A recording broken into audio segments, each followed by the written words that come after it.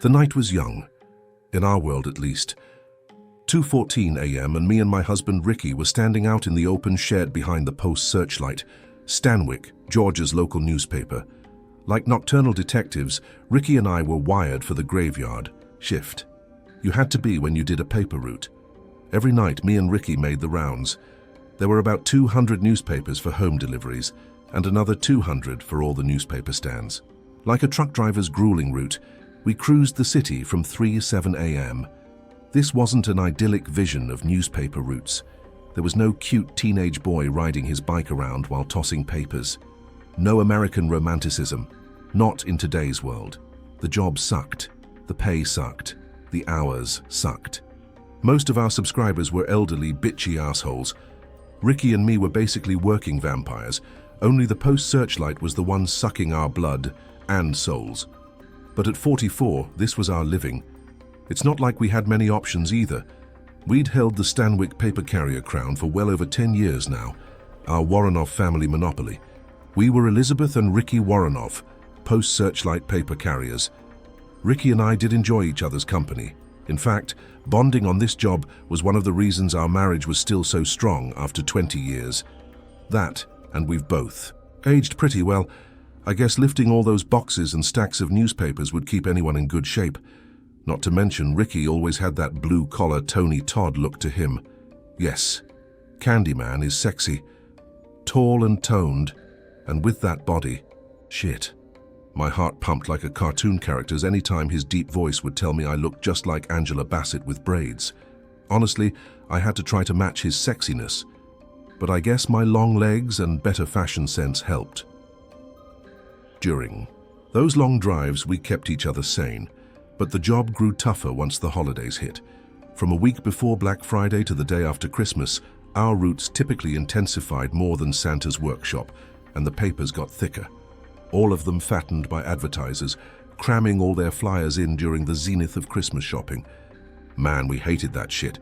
At least the papers were on time tonight, and they weren't as bulky as they had been either. The bundles all came in around 2 a.m., and now, in the early hours of December 21st, Ricky and me got to work wrapping all the home deliveries in plastic sleeves. A dim hanging bulb is our only light. The unrelenting wind sent chills down our spines. Our jackets and gloves are no match for the harsh cold. Playful, Ricky held up the newspaper's front headline. "Well, this is nice for the holidays," he quipped. Screaming, bold font greeted me. "Local murders baffle Stanwick police. Murders possibly related." Like yearbook photos, pictures of the 4 victims ran under the headline. 2 middle-aged couples. With a weary grin, I knocked the paper out of Ricky's hands. "You're awful," Ricky chuckled. "What? They're the ones pushing it near Christmas?" I grabbed my clipboard off the table. "They act like no one ever gets killed around here." As a Stanwick native, I never felt threatened. Maybe that's why Ricky and I were brave, stupid. Enough to do this gig, regardless of Stanwick's morbid history. Amused, Ricky got to work wrapping another newspaper. "Well, usually not around Christmas." "True," I said with a laugh. Holding the clipboard, I checked through our list of subscribers. Just like Santa Claus, Ricky carried a box of newspapers outside to our 2010 Corolla. "No shit," I replied. Scrolling through the list, I cringed. There were now 201 home addresses. A nice Christmas surprise, 1972 Abel Road. Our latest Post Searchlight customer. Annoyed, I circled the address. "Hey, we got a new one, Ricky." Like tortured office drone, Ricky staggered back inside the shed. "God damn, really?" Grinning, I slapped his round ass. His days as an athlete were still paying off with that donk. "It's just one more." Ricky grabbed some more newspapers. "Where is it anyway?" Back to business, I checked the list. 1972 Abel Road. "Well, where the hell's that?" I faced him. "You know, right by our house, out past O'Neill Lake." Holding a stack of Post Searchlights, Ricky stopped in front of me. "They better not have us looking all night." I ran my hand along Ricky's muscular arm, reassuring him. "Hey, we'll find it, babe." "Those asses didn't even give us directions, did they?" Smiling, I leaned in toward his face. "They never do.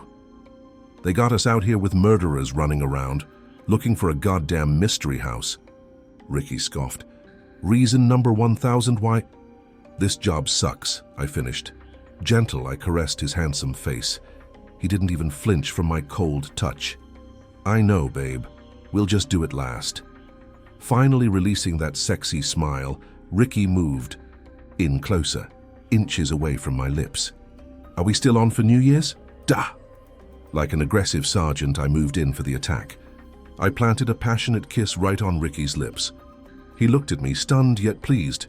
My smile fueled by our love, I caressed his face once more. We'll have the whole weekend to ourselves. Now that's how I like to ring in 2019. Ditto. With that, we shared another kiss, shared another one of our magical Christmas moments out here in the cold. Carefree and playful, like we were 20-something lovebirds again. We had a routine morning. Nothing exciting, nothing memorable. Our Corolla powered through the frigid night. The heater did its best against the invading wind every time we rolled. Down the windows, Ricky was behind the wheel. I was in the passenger's seat. The newspapers overran the back seat. As Ricky would say, most of our job was brainless. We'd either stick papers in the yellow post searchlight mailboxes, tubes, or toss them in the subscribers' yards. The only time we ever really had to face the December cold was when we had to refill the stands. On the route, Christmas was inescapable. We had it outside in the form of all the decorations and lights, and we also had it inside with the barrage of holiday hits playing on the radio. Not that I was complaining about the Yuletide escape. At least the atmosphere kept us from getting too bored. No one was out in town. Just me, Ricky, and the Christmas decorations. I figured this close to Christmas, maybe people were out of town to visit family. Everyone except for us and our elderly clientele. I gotta say, tonight was going well too. Like a Bonnie and Clyde joyride, me and Ricky were having fun. We were all alone on the road and had Stanwyck to ourselves. During the drive, we talked and laughed the better part of the night. Our chemistry kept us warmer than the jackets or heater ever could. Car insurance. The Renetses I saw mommy kissing Santa Claus livened the mood like we were at a prime-time Christmas party rather than on the tail end of this arduous journey. All we had left was our neck of the woods, Toman's gas station, and a few houses near our rural neighborhood. Soon the glowing, illustrious Christmas lights of the city gave way to a country highway. All darkness, save for the occasional home's modest reindeer display. I saw a faded sign up ahead on the right, and an ugly building to go with it.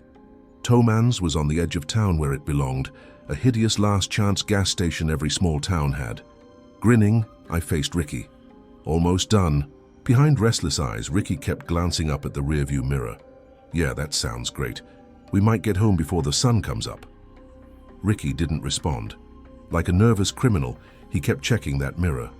Confused, I followed his gaze, but I saw nothing behind us. No sirens, no headlights, just the long line of darkness that was Bainbridge Road. Smirking, I looked over at Ricky. Do you want me to drive?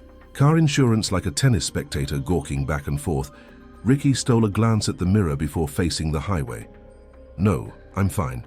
Just thought I saw something. We pulled into Tom's, with all the cobwebs and darkness, the stores. Front area looked like an entrance to a crypt. Beer signs were plastered over the windows. Plain Christmas lights scattered across the roof were the only sign of Toman's holiday spirit. The winter breeze blew all the trash, debris, and stray newspapers through the empty parking lot, and right by the front doors was our beauty, a newspaper stand that belonged in a museum rather than a storefront. The thing looked even older than our subscribers. Spiderwebs swirled all around its coin slot like gothic cotton candy. Outside, I opened the stand. I shook the cobwebs off, my fingers in disgust. Then she grabbed the 6/4. A bright beam blinded me, brighter than the Corolla's headlights. Hell, brighter than a fucking spaceship. Startled, I turned to see 2 cars in the parking lot, and I only recognized one. Of them. Nearby car dealerships like a stealthy monster, a silver SUV lurked just a few feet behind the Corolla. The SUV was a hulking beast. Its headlights are like big wolves' eyes. The bright lights are appropriate for hunting humans rather than deer.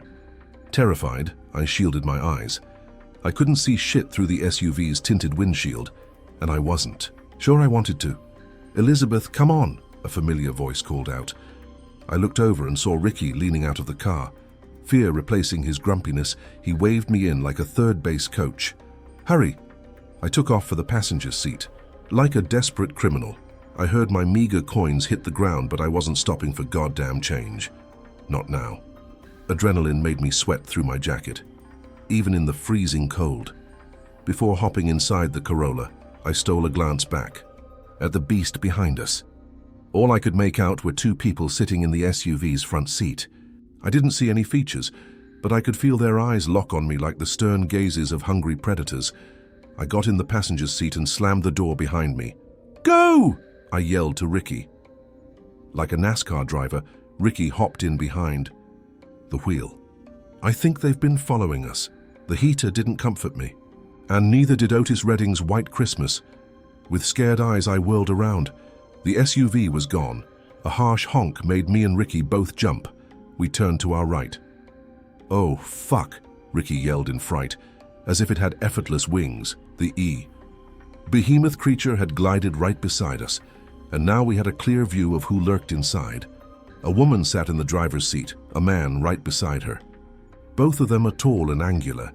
They stared at us with nothing in their eyes. No emotion, no compassion, as if they were Ricky and I's soulless counterparts. The couple wore casual suits, a slick red raincoat draped over the woman's outfit, the raincoat's hood pulled in tight over her long black hair. Their faces were disguised by comic strip masks, colorful plastic ones. The woman with an expressionless little orphan Annie mask. The man in an Archie mask features the character's mischievous grin. Sunday funnies gone evil. I felt my gut twist into sickened knots. Those organs on Otis's Christmas classic may as well have been church organs for me and Ricky's funerals. Then the woman held up a long hunting knife. Towman's Christmas lights reflected off the sharp blade, making it glow like an ominous star. "What the fuck?" I muttered. At a deliberate pace, the woman traced the weapon all along her mask. A sadistic taunt made even scarier by the fact her exposed eyes never once blink, much less looked away from me. And all to the tune of White Christmas, as if she were performing a killer's ballet. The crazy bitch stopped the blade at the mask's chin, and she left it there. Like a morbid statue, she stayed still, her eyes glued to my horrified face. If it weren't for the cold air emanating from my lips, I would have thought I stopped breathing. Fear, rather than the December weather, had me petrified. "Fuck this," Ricky yelled. Like a vicious bully, the woman revved the SUV. Its engine roared with delight. I confronted Ricky. "Go, goddammit!" And with that, we took off through the night. Far away from Towman's, but not far enough from the monster chasing us. All down Bainbridge Highway, the SUV stayed just a few feet behind our Corolla, like the beast was just toying with us. Out of the corner of my eye, I saw Ricky gun it well, past 70 miles per hour. Like a compulsion, he traded glances back and forth between the dark road and the ferocious lights behind us. God damn it, what are they doing? At this speed, all the Christmas lights became a bright blur.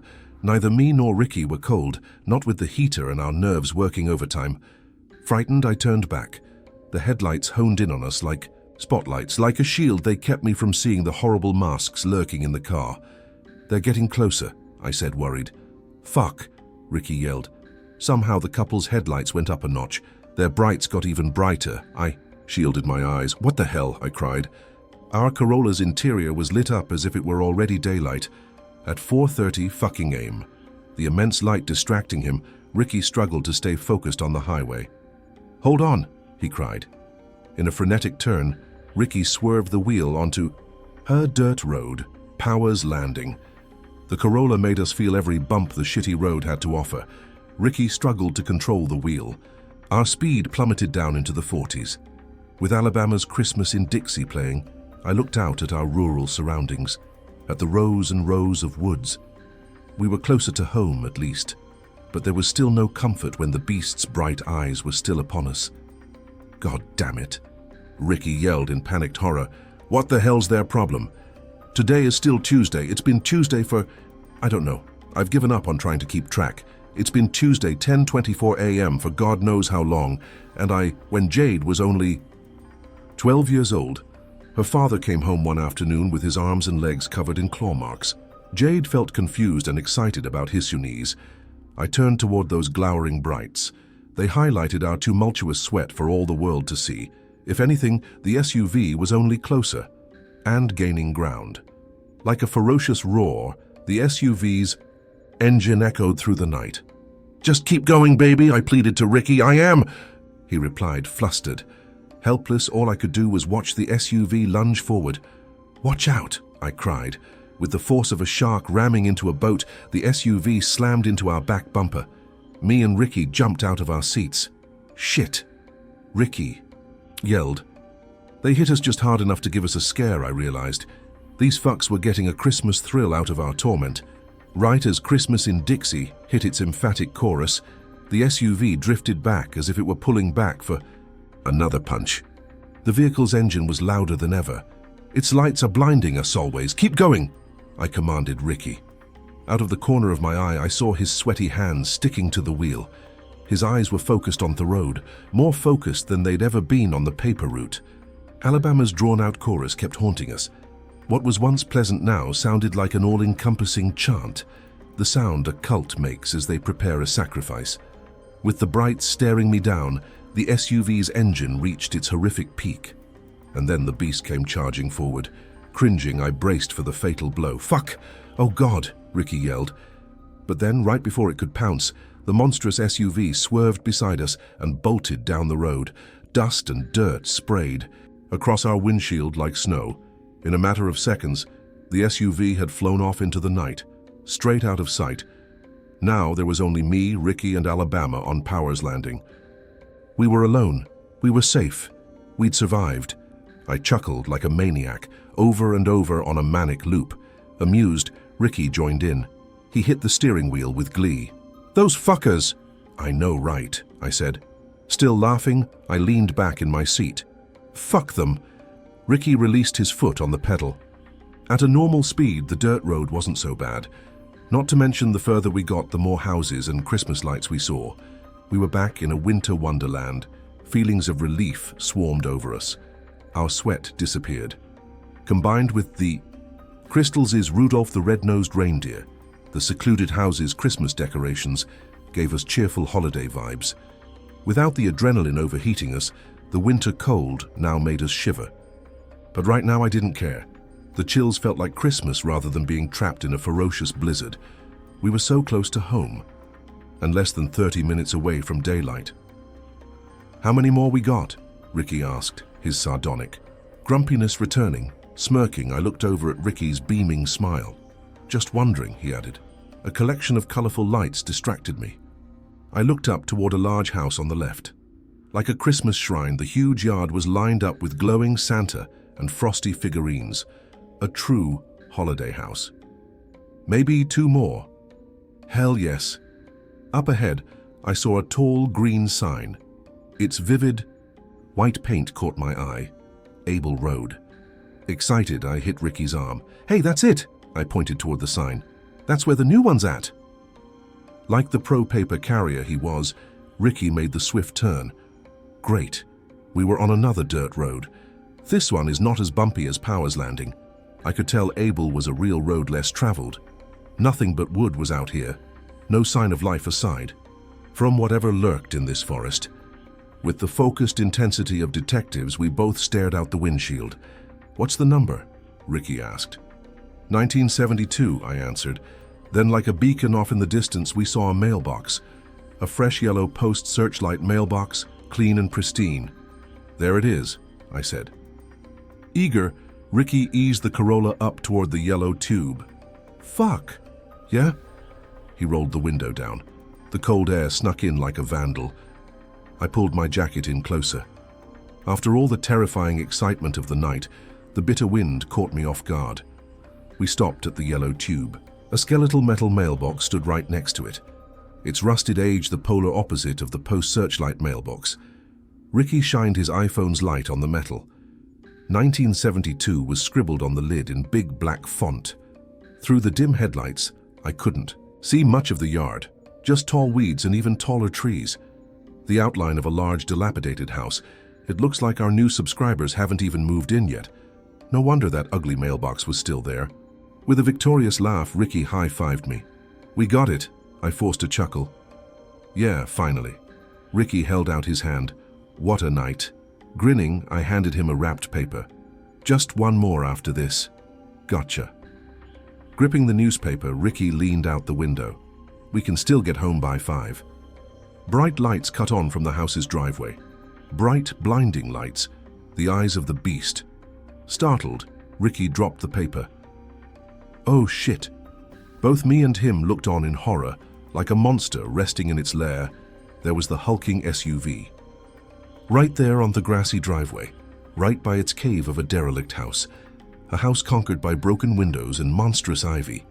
1972 Abel Road looked about as cozy as a haunted castle. "What the fuck?" I yelled. Terrified, I grabbed Ricky to pull him back. "Ricky, come on!" My eyes stayed on the SUV, and in a sickening epiphany, I realized I could only make out one mask in that car. "Fuck this," I heard Ricky cry. Through the vivid headlights, I saw a quick flash of red run toward the mailbox. A glimmer of silver reflected off the light and hit me square in the eyes. A familiar and horrifying sight. Motivated by fear, I tried to pull Ricky in through that window, like a frantic child trying to save their father. "Get in here," I yelled. Ricky turned and gave me an uneasy look. Then the hunting knife jammed straight into his cheek. I let out a blood-curdling scream. Even more force pushed the blade through like a hammered railroad spike. A bloodied tip protruded through Ricky's other cheek, like an arrow had struck him. Blood poured all around the wound. So much blood it would have drowned out Ricky's voice, even if he could move his mouth. Like thick snowdrops, drops of blood fell all over the car. All over the seats, the air vents, even the radio, right over the Crystal's holiday jam. An avalanche of tears poured from my eyes. Leaning toward me, Ricky's mouth contorted, as if the blade controlled him, like a ventilator controlled a dummy. In chew. The cold, the crimson streams stuck to his flesh, almost frozen from the wind. My tears felt the same. Screaming, I looked on at the fleeting life in Ricky's eyes. The emotion was there, the compassion, but it was fading fast. I squeezed tighter onto his arm, as if I could squeeze the life back in him. "No, baby," I yelled. "Ricky!" His dying grasp grabbed my shoulder. I could see Ricky attempt to talk, but the blade blocked his words, as did the abundance of blood. Weeping, I touched his face. The cold blood stuck to my fingertips, but I didn't care. Not when this was our last embrace. "I love you, baby," I said with conviction. "I love you, Ricky." Like an invasive advertisement, Andy Williams's "The Most Wonderful Time of the Year" interrupted our intimacy. Along with the horror before me, the song's jarring vocals overwhelmed me into a crumbing, crying mess. Persevering, I kept my heartfelt eyes on Ricky. "I love you." Right before Ricky went still, a black gloved hand snatched the blade out of his face in one vicious tug. Blood sprayed across me and my tears. I cried out as Ricky's corpse fell into my arms. Literal dead weight that was once my beautiful husband. The thick blood smeared across me like a spilled red icy. I saw the woman crouch down in front of the window. Her little orphan Annie mask taunted me, as did the killer's cold gaze, like the excited eyes a hunter gave cornered prey. "Fuck you!" I barked at her. "You crazy bitch!" Then the psycho raised her gloved hands. The knife coated by my husband's blood was in one hand, the unwrapped newspaper in the other. With a flourish, she pointed the knife back at herself. Behind the mask, I could tell the bitch was cracking a smile. She didn't need to talk or show it either, like a psychotic mime. I looked down at Ricky's mangled face. The gaping, bleeding holes on both his cheeks resembled grisly craters. His open eyes stared at me, as if he was communicating beyond the grave. Disturbed, I couldn't fight the tears back any longer, not with my soulmate dead in my arms. Moving methodically, the woman reached in to unlock the door on the driver's side. I glowered at her, still feeling my husband's cold blood leaking onto me. A fiery sensation built up in my soul. The adrenaline came roaring back. The stupid bitch wasn't even paying attention to me. Her eyes concentrated on the locked door. Making my move, I brought my leg back and kicked the shit out of that goddamn mask. The bitch never knew what hit her. She went flying back as if Santa's sleigh had smashed her. The SUV's stage-appropriate headlights showed her hunting knife go flying through there. I had a chance. Respecting Ricky's corpse as much as I could, I laid his body out on the passenger's seat. Then I jumped in behind the wheel. Outside, I heard the woman stagger to her feet. In the cold, her red coat resembled the house's lone Christmas decoration. Still weeping, I put the car in drive. I stole a look over at Rick's pale face. "I love you, baby," I told him. Channeling Ricky's aggression, I took off down the dirt road. The bumps made me hop like Arabit, but I stayed focused. Through the tears, I stared on at Abel Road. All while I passed nothing but wilderness. I never once turned to look back. I feared the SUV would follow me, but those illustrious beams never struck me. Nor did I ever hear the beast's roaring engine. All I heard were Christmas songs, endless Christmas music, and soon enough I recognized my own neighborhood. All the glowing Christmas lights and decorated lawns welcomed me back to civilization. Once I made it home, sunlight was already emerging. Frantic, I dialed 911, but I knew it was too late. All I could do was cradle Ricky in my arms. And there, amidst the gradual warmth of the rising sun, we waited. My nerves calm, but my tears steady. The police never found Ricky's killers. They found out the house was never even bought or rented. Just a fake name, the post-searchlight accepted for quick cash. Typical media protocol. And to this day, I still don't know why that man and woman chose paper carriers for their Christmas sleigh. I quit the route soon afterward. I'm currently in the middle of suing the shithole Searchlight as well. My lawyers told me I got a good case considering the fatal wild goose chase that the paper's lack of vetting put me and Ricky through. And after Ricky's death, all those connected murders disappeared from Stanwyck. Along with the rest of 2017, I still stayed around town. After all, Stanwyck was my home, and the community was more than supportive. But I'm still tempted to make a move, particularly with Christmas now right around the corner. The festive season is now nothing more than a season of mourning for me, and I suspect that's how Christmas always will be.